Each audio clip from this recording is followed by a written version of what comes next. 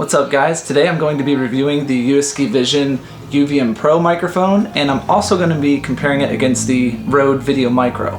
So both of these microphones are about the same footprint. They're very similar. They come with a little shock mount to go on top of a camera, and just a little 1/8" cable that will plug into the input on your camera or your phone. The USKEYVision is nice because it comes with a separate cable that will actually plug into a phone, as long as you have the correct adapter to make it work with your phone.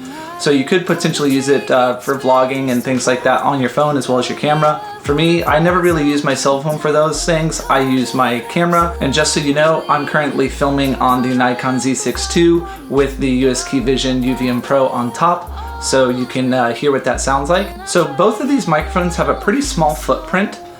Whether you decide to use the wind muff or the dead cat, whatever you want to call it, that it comes with, if you're filming inside, you don't really need this, but highly recommend this for outside because, as you'll hear later in the video, this will help block out any of that nasty wind noise that could happen. But they're both very tiny, very light, so you can really have a run and gun setup with this, and that's really what I use it for. It's just super easy to grab it. I don't have to worry about an on and off switch, so I've had microphones in the past that run off batteries. They have nicer preamps inside of them, but with the nicer preamps comes a heavier price tag, as well as having to worry about turning your microphone on every time you want to use it and then not forgetting to turn it off so you don't kill your battery. The beauty of the Rode Video Micro as well as the UVM Pro here is that it's using passive power, so there's no active electronics inside of there, and you're using your camera's preamp that's built inside of it. So you don't have to worry about turning it on and off. You just turn your camera on, you hit record, and you're gonna be getting nice clean audio coming straight through the microphone into the camera. So once again, the Rode Video Micro has been my choice of microphone literally for the past 2 years. Anything that my family does when we get together and we go out, this is what I'm gonna be picking up the audio on, and I picked up the UVM Pro off of Amazon for $39.99. Because just out of the box, I have to say these microphones feel so similar and look so similar that I'm not so sure I'm gonna be able to tell a difference. So stick around, I'm gonna go ahead and swapping out and doing tests between these two microphones so that you guys can hear. So this is an audio test with the USKEYVision UVM Pro microphone.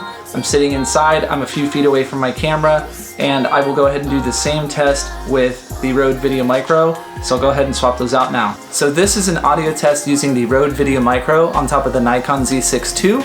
This is what it sounds like compared to the UVM Pro. All the settings on my camera are the same between both of these microphones. So I will make sure when I edit this that I have both microphones exactly edited the same with the same levels so that you can hear if there is a difference between the two. So this is the UVM Pro microphone. It's pretty small. I can tell you that the shock mount is a little bit smaller, which could be actually a good thing. It's also a little bit more durable. The shock mount on the Video Micro actually will wobble and the microphone will bounce up and down. If you don't attach the cable in the back, you actually have to pin it into the little screw that tightens down on top of your hot shoe. So I much rather prefer the design of the UVM Pro just based off of that, because I know when I first got the Rode Video Micro, the microphone, I didn't know that it had to be plugged in and attached securely. So when I was walking around filming, the microphone would bounce and you'd actually hear it clicking and hitting the top of the camera just when I was walking around. So it took me a video worth of audio to figure out that that's what was going on. And the dead cat is also slightly smaller on the UVM Pro. So keep that in mind when you're looking to buy a nice microphone.